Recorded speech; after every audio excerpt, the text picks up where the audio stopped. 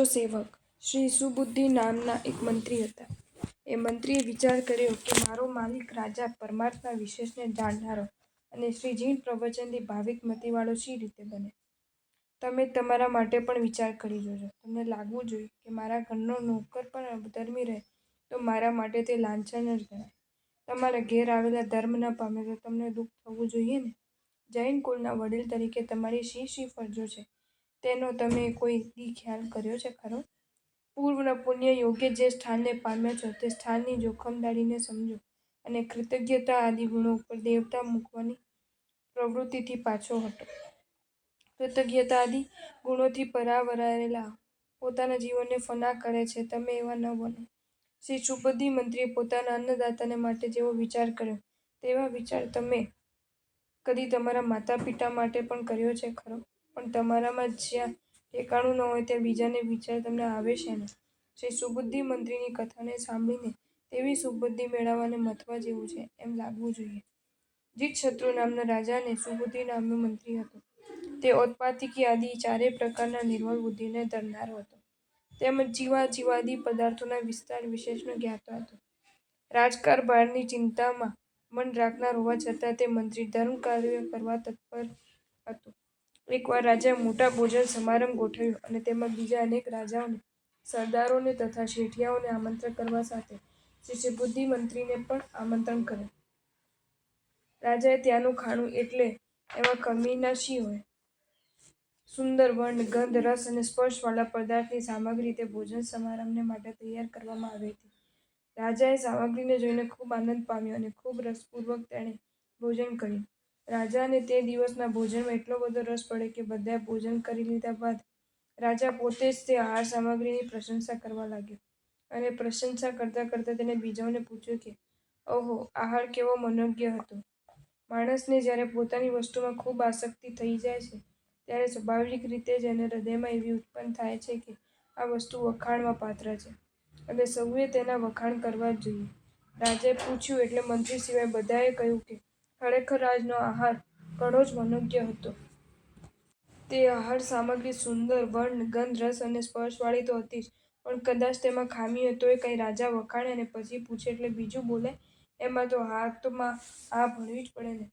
જ્યારે બધાએ પ્રશંસા કરી પણ એકમાત્ર શ્રી સુબુદ્ધિ મંત્રી કાંઈ બોલ્યા નહીં એટલે રાજાએ સીધું મંત્રીને પૂછ્યું. રાજાની વાત તરફ શ્રી સુબુદ્ધિ મંત્રી પહેલી વાર પણ બેદરકાર રહ્યા હતા અને બીજી વાર પણ બેદરકાર રહ્યા એટલે રાજાએ ત્રીજી વાર પૂછ્યું. દુનિયામાં હાજીયાની કિંમત ઈચ્છી હોય છે જ્યારે ઓછા અને સાચા હિતકારી બોલનારની ઉત્તમ આત્માઓની કિંમત વધારે હોય છે. રાજાએ જ્યારે ત્રીજી વાર પૂછ્યું એટલે શ્રી સુબુદ્ધિ મંત્રીએ કહ્યું કે આહાર અતિ મનોજ્ઞ હતો એ વાત બરાબર છે, પરંતુ એમાં આશ્ચર્ય પામવા જેવું કાંઈ છે જ નહીં. કારણ કે શુભ પૂતગલો અશુભ પણ થઈ જાય છે અને અશુભ પૂતગલો ક્ષણમાં પણ શુભ થઈ જાય છે. પૂતગલોનો સ્વભાવ છે કે જેવા સંયોગ મળે તેવા તે થાય. શુભ શબ્દવાળા પૂતગલોને, શુભ રૂપવાળા પૂતગલોને, શુભ રસવાળા પૂતગલોને, શુભ ગંધવાળા પૂતગલોને અને શુભ સ્પર્શવાળા પૂતગલોને પ્રયોગ દ્વારા અશુભ શબ્દ, રૂપ, રસ, ગંધ અને સ્પર્શવાળા પણ બનાવી શકાય છે. એ જ પ્રકારે અશુભ શબ્દાદિવાળા પૂતગલોને તેવા પ્રકારના યોગ્ય પ્રયોગ દ્વારા શુભ શબ્દાદિવાળા પણ બનાવી શકાય છે. શ્રી સુબુદ્ધિ મંત્રીએ આટલું બધું વિવેચન કરવાને બદલે રાજાના મનોજ્ઞ આહારના માત્ર વખાણ કરી લીધા હોત તો પણ નહીં. સાચા જૈનમાં તત્વજ્ઞાનના પરિચયથી આ જાતિની આવડત આવે છે. મંત્રીએ રાજાથી જરા પણ લેવાઈ ગયા વિના વસ્તુસ્થિતિ જણાવી દીધી. પરમાર્થને પામેલા આત્માઓ ગમે તેવા પૂતગલોએ યોગમાં પણ મૂંઝાતા નથી. મંત્રી જો ઇન્દ્રિય નિગ્રહી ન હોત તો આ બોલી શકત નહીં. રાજાને મંત્રીની વાત રૂચતી નથી પણ કરે શું? મંત્રી મહાબુદ્ધિશાળી છે એમ તો એ જાણે જ છે. આવા પ્રસંગે તત્વની વાત કરતાં તમને શરમ આવે કે નહીં? આ બધા વચ્ચે મારી આબરૂ જશે એવો વિચાર આવે કે નહીં? રાજા મને મૂર્ખો ધારશે એમ થાય કે નહીં? પણ પૂતગલમાં મૂંઝાયેલો અજ્ઞાનો કદાચ મૂર્ખા કહી દે તો તેમાં તત્વજ્ઞાનીએ મૂંઝાવા જેવું શું છે? ઉલટું એવા ઇન્દ્રિય નિગ્રહી આત્માઓની તો સજ્જન અધિકારીઓ ઉપર પણ સારી છાયા પડે છે અને તેમને એમ થાય છે કે દુનિયામાં આવા પણ નિગ્રહી છે. હવે એ પ્રસંગ બની ગયા પછીથી એકવાર રાજા સામંતો અને મંત્રીઓની સાથે ફરવા નીકળે છે. ફરતા ફરતા રાજા એક ખાઈની પાસે આવી પહોંચે છે. એ ખાઈમાં કૂતરા વગેરે મદડા નાખવામાં આવતા હતા એટલે એમાંથી ભયંકર દુર્ગંધ નીકળતી હતી. ખાઈની નજીક આવતા રાજાએ દુર્ગંધથી મૂંઝાઈ જઈને પોતાનું નાક અને મુખ બરાબર ઢાંકી દીધા અને એ રીતે ખાઈની નજીકની જગ્યાએ પસાર કરે. ખાઈની પસાર કરી ગયા બાદ રાજાએ કહ્યું કે આ ખાઈનું પાણી સર્પાદીના મળદાથી કેટલું દુર્ગંધમય બની ગયું છે. સામંતોએ અને બીજા મંત્રીઓએ પણ કહ્યું કે ખરેખર તેમ જ છે. આ વખતે પણ શ્રી સુબુદ્ધિ મંત્રીને અવાક જોઈને રાજાએ શ્રી સુબુદ્ધિ મંત્રીને ઉદ્દેશીને ફરીથી એ વાત કહેતા પૂછ્યું કે આ પાણી કેટલું બધું ઉદ્વેગકારી છે. મંત્રીએ કહ્યું કે રાજન, એમાં ઉદ્વેગ પામવા જેવું કાંઈ છે જ નહીં. કારણ કે અગર ચંદન, કર્પૂર અને ફૂલ આદિ સુવાસવાળા પદાર્થોના વાસથી અશુભ ભૂતગળો પણ શુભ થતા દેખાય છે, અને કર્પૂર આદિ અતિશુચિ પદાર્થો પણ આ દેહ આદિના સંબંધને પામીને અશુભ બને છે. માટે અશુભ અને અશુભ એ વાત જવા દ્યો. જેવો યોગ મળે તેવા પૂતગલો થાય છે, એટલે એથી આનંદ પણ પામવો જેવો નથી અને ઉદ્વેગ કરવાની પણ જરૂર નથી. વધુમાં મંત્રી કહે છે કે પૂતગલોની દશા આવી હોવાથી જ્ઞાનીઓએ કહ્યું છે કે પૂતગલોના પરિણામનો વિવેકપૂર્વક વિચાર કરીને અને એ વિચારોપૂર્વક તૃષ્ણાને દાબીને આત્માને શાંત રાખીને વિચરવું જોઈએ.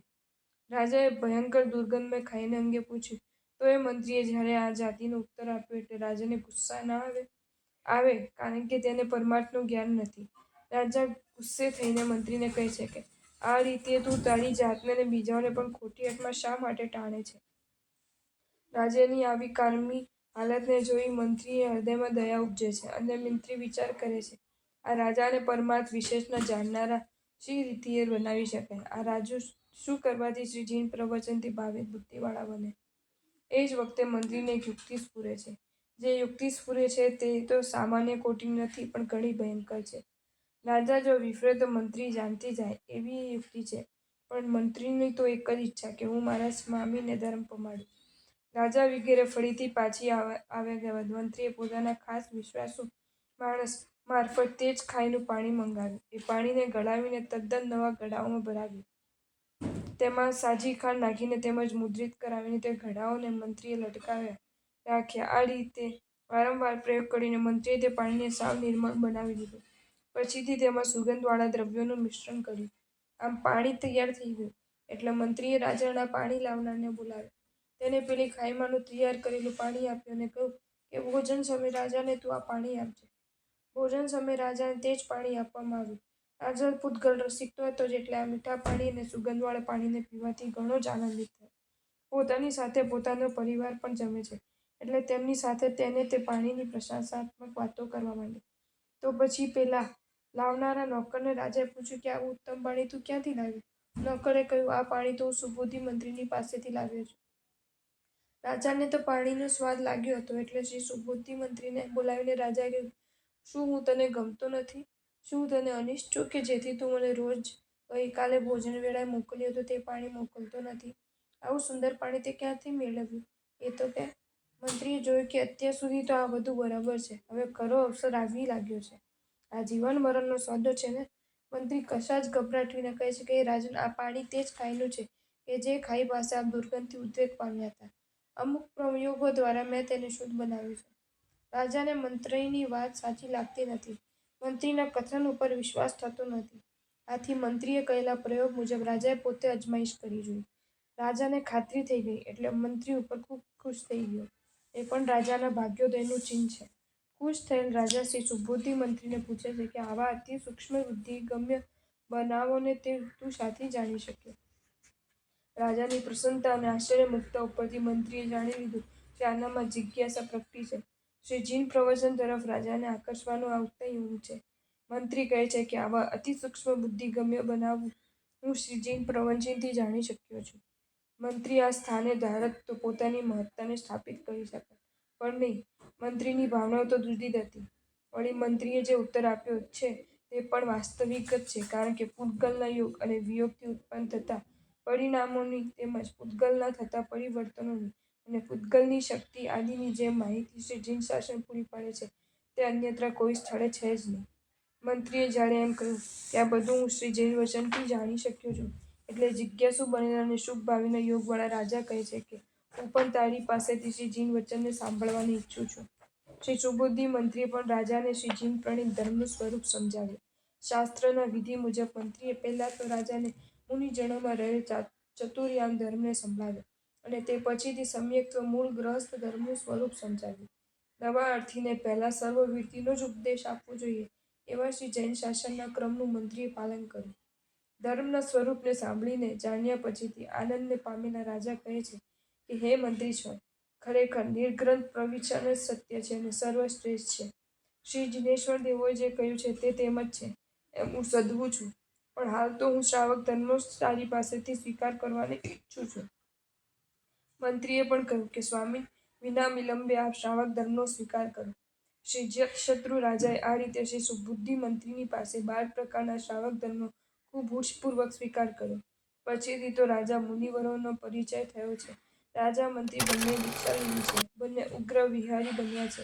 11 અંગના પાઠી બન્યા છે અને નિર્તિચારને પણ દીક્ષાને પાળતા એવા તેઓ શુક્લ ધ્યાન ઉપર આરૂઢ થઈને કેવળ જ્ઞાન પામી મોક્ષે ગયા છે. વાત એ છે કે મંત્રીએ રાજાને ધર્મ પમાડ્યો અને બંને તરી ગયા. મંત્રી આમ શાથી કરી શક્યા? ઇન્દ્રિયો ઉપર કાબુ મેળવ્યો તો માટે ને. ગમે તેવા મનોજ્ઞ પદાર્થોથી લલચાવું નહીં. અગર તો તે પદાર્થને ખાઈને આનંદ પામવું નહીં. એ જેવો તેવો કાબુ છે? શ્રી સુબુદ્ધિ મંત્રીને પરમાર્થનું જ્ઞાન ઇન્દ્રિયોના પ્રશસ્ત ઉપયોગ વિના જ થઈ ગયું હશે. આ અપ્રશસ્ત ઇન્દ્રિયોનો શક્ય ત્યાગ વિના આટલો ઇન્દ્રિય નિગ્રહ પ્રાપ્ત થયો હશે. તમે આવા બનો તો સહવાસી ઉપર છાયા કેવી પડે? પણ જરા સારી સામગ્રી મળે કે લોભાયા, થોડું સારું ખાવાનું આવ્યું કે ભાન ભૂલ્યા. આ દશા હોય તો શું થાય? પૂતગલ યોગ આદિના તે જાતિના વિચારવાળો કોઈ તેવા પ્રસંગે ખાતા ખાતા પણ બંધને બદલે નિર્જરા કરતો હોય એમ બને કે નહીં? ખાવાની ક્રિયા કરતો હોય પણ એ વખતે પૂતગલના સ્વભાવનો, શ્રી જિનેશ્વર દેવની આજ્ઞાનો અને પોતાના આત્માની દશાનો જો વાસ્તવિક વિચાર કરતો હોય તો પાપ બંધાય કે કર્મ ખપે? યાદ રાખજો કે એવી પણ દશા હોય છે કે જે દશામાં ભોગ ભોગવતા હોય અને કર્મ છૂટતા જતા હોય. શ્રી તીર્થંકર દેવોના આત્માઓ છેલ્લા ભવમાં જે પાણી ગ્રહણ કરે છે તે પણ ભોગાવળીનો નાશ કરવાને માટે જ. ક્રિયા પાણી ગ્રહણાદિ અને પરિણામમાં કર્મ નિજરા. આ ઉપાય નીચ છે પણ એ વિના છૂટકો નહીં થાય ત્યાં શું થાય? આ ઉપરથી આપણે પણ ભોગમાં રહીને કર્મને ખપાવીશું. આવો નિર્ણય કરવાની મૂર્ખાઈ કરતા નહીં. શ્રી તીર્થંકર દેવોનું જીવન તો જ્ઞાન પ્રદાન છે. એ આત્માઓ તો જોઈ શકે છે કે મારું અમુક કર્મ અમુક રીતે જ ખપે છે. આપણે માટે તો તે તારકોની આજ્ઞા મુજબ જ વર્તવું એ જ તરવાનો ને તારવાનો ઉપાય. શ્રી જિનેશ્વર દેવોની કોઈ પણ ક્રિયાને નામે શ્રી જિનેશ્વર દેવોની આજ્ઞાથી વિપરીત કોઈ પણ ક્રિયા કરવાનું કહેનારાઓ અજ્ઞાન છે. આજ્ઞા વિરુદ્ધ અનુકરણ હોઈ શકે જ નહીં. એ આત્માઓની દશા અને સામગ્રી જુદી હોય છે. આજે તો સ્વચ્છંદપણે અનુકરણ કરવાની લાલસાવાળાઓ એટલી અધમ કક્ષાએ પહોંચ્યા છે કે શ્રી જિનેશ્વર દેવો છેલ્લા ભવમાં મોહને આધીન થયા હતા એવું પ્રતિપાદન કરતા પણ શરમાતા નથી. જ્ઞાનીઓ તે તારકોના પાણીગ્રહણ માટે પણ જ્યારે એમ કહે છે કે તેમના ભોગાવળીના કર્મનો નાશને તે ઉપાય છે, ત્યારે આજના તેવા પામરો ભગવાન ઉપર મોહાધીનતાનો આરોપ મૂકે છે એ ઓછી અધમતા છે? શ્રી સુબુદ્ધિ મંત્રી જેવા આત્મા જ્યાં બીજા આત્માઓ તીવ્ર કર્મનો બંધ કરે ત્યાં પણ અવસરે કર્મ નિર્જરા કરી જાય, સામર્થ્યના અભાવે તપ વગેરે ક્રિયાઓ ન પણ થઈ શકે તો પણ દેશા એવી કેળવવી જોઈએ કે આત્મા ખાતા ખાતા પણ લુખ્ખો રહે, લેપાય નહીં. ઇન્દ્રિય નિગ્રહ એટલે રસ ઉડી જવો જોઈએ. ઇન્દ્રિય નિગ્રહી જુએ, સાંભળે, ખાય પીએ, સ્પર્શ કરે, અગર સૂંઘે તો એ જો યોગ્ય રીતે વર્તે તો નુકસાનને બદલે લોભ મેળવે. આત્મામાં લુખાશ આવી જવી જોઈએ. ઇન્દ્રિયોના ગુલામ મટીને ઇન્દ્રિયોને ગુલામ બનાવી દેવી જોઈએ. ઇન્દ્રિયો કહે તેમ આપણે પરવર્તવાનું હોય નહીં પણ આપણી ઈચ્છા મુજબ ઇન્દ્રિયો પરવર્તે એ દશા કેળવવી જોઈએ. ઇન્દ્રિયોના સ્વામી બનવું જોઈએ. તમે કેવા છો? દાસ કહેતા ખચકાવું જોઈએ. ઇન્દ્રિયોના દાસત્વને ટાળવાનો અભ્યાસ કરવો જોઈએ. રસના ઉપર કાબુ મેળવવાને માટે કેટલાક માણસો કડિયાતાના ઉકાળા ચાની જેમ પીવે છે. રસનાને એવી ટેવડાવી દેવી જોઈએ કે જેવું મળે તેવું ચાલે. શરીર નિભાવવા ભાર આપવો છે એમ માને, પણ જીભને આ ગમે અને આ ન ગમે એમ નહીં. ઇન્દ્રિયોને પણ અભ્યાસથી સારી ખરાબ ટેવમાં ટેવડાવી શકાય છે. મરચું બંધ કરો તો શરૂમાં મરચાં વિના ખાવાનું નહીં ભાવે, પણ અમુક દિવસો સુધી ટેવાયા પછીથી મરચું ખાવું ભારે પડશે. એમ બધી બાબતોમાં અભ્યાસ પાડી શકાય તેમ છે. પણ ખરી વાત છે કે આજે ઇન્દ્રિય નિગ્રહ સાધવા તરફ જ મોટે ભારે બેદરકારી આવી ગઈ છે. ઇન્દ્રિયોની આધીનતા આજે પ્રાય ખટકતી જ નથી. પ્રશસ્ત ઇન્દ્રિયોનો સ્વીકાર એ અપ્રશસ્ત ઇન્દ્રિયોનો ત્યાગ પણ ઉપાય છે. પ્રશસ્ત ઇન્દ્રિયોનો સ્વીકાર માટેનો પ્રયત્ન સાથે રાખીને અપ્રશસ્ત ઇન્દ્રિયોનો ત્યાગ કરવાને માટે પ્રયત્નશીલ બનેલા ભવ્ય આત્માઓ થોડા જ વખતમાં પોતાનું કલ્યાણ સાધી શકે છે.